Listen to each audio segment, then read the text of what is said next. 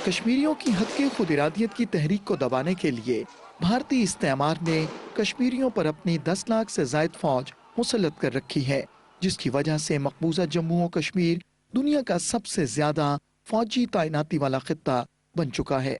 इन भारतीय फौजियों को arm forces special powers act और दीगर काले कवानीन के तहत न सिर्फ कश्मीरियों के कत्लेआम की खुली छुट्टी दी गई है, बल्कि इस कत्लो गारतगरी के एवज इन्हें इनामो इकराम से भी नवाजा जाता है।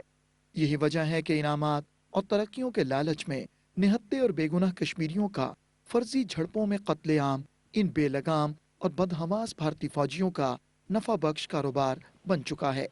अगरचे फर्जी झड़पों में कश्मीरियों की मुनज़्ज़म नस्लकुशी का सिलसिला 1989 से बदस्तूर जारी है और अब तक 9,000 से ज़ायद कश्मीरियों को जाली झड़पों में शहीद किया जा चुका है।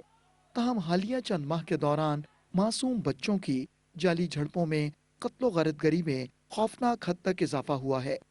हद तो ये है कि अब मकबूजा जम्मू और कश्मीर की पुलिस ने भी एक रिपोर्ट में एतराफ़ किया है कि भारतीय फोर्सेस ने गुज़श्ता साल जुलाई में राजौरी से ताल्लुक़ रखने वाले 3 मजदूरों को महज 20 लाख रुपए हासिल करने के लिए फर्जी झड़प में कत्ल किया था। पुलिस रिपोर्ट में कहा गया है कि भारतीय फौज के एक कैप्टन भूपिंदर सिंह ने जिला राजौरी के 3 रिहायशी नौजवानों इम्तियाज अहमद, इब्रार अहमद और मोहम्मद इब्रार को गुज़श्ता साल 18 जुलाई को जिला शोपियां के इलाके अमशीपुरा में एक जाली मुकाबले में शहीद करने के बाद अस्करियत पसंद करार दिया था।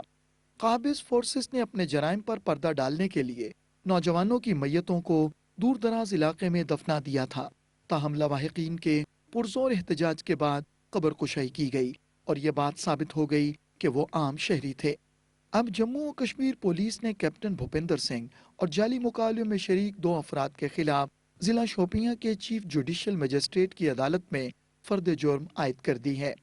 फर्द जुर्म में भारतीय फौज के 4 एहलकारों सूबेदार गोरू राम, लांस नाइक रवि कुमार और सिपाहियों अश्वनी कुमार और योगेश के बयानात शामिल हैं, जो वाक़े के वक्त कैप्टन भूपिंदर सिंह की टीम का हिस्सा थे।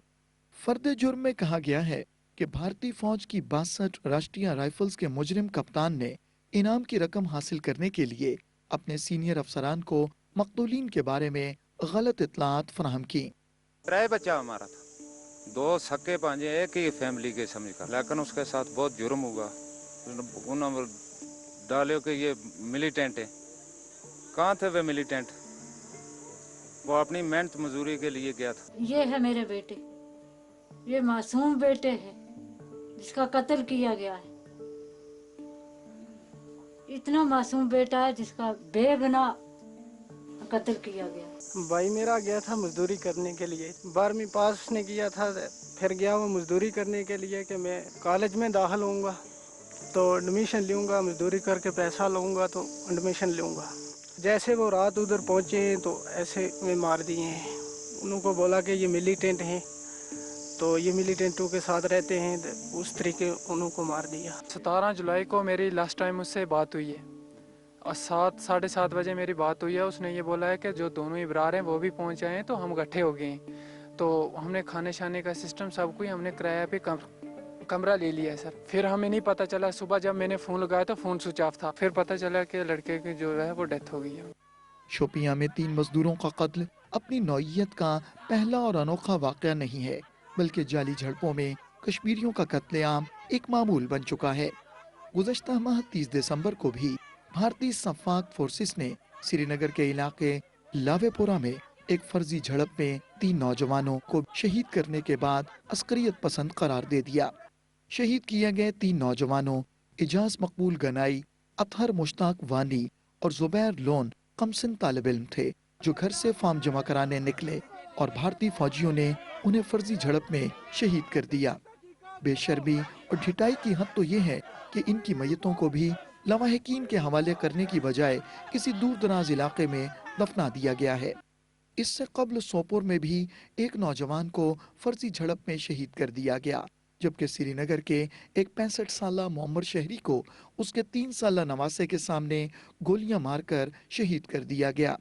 भारतीय दरिंदगी के इन वाकयात से ये बात साबित होती है कि मकबूजा जम्मू और कश्मीर में काबिज भारतीय फौज के नज़दीक इंसानी जानों की कोई कदर कीमत नहीं।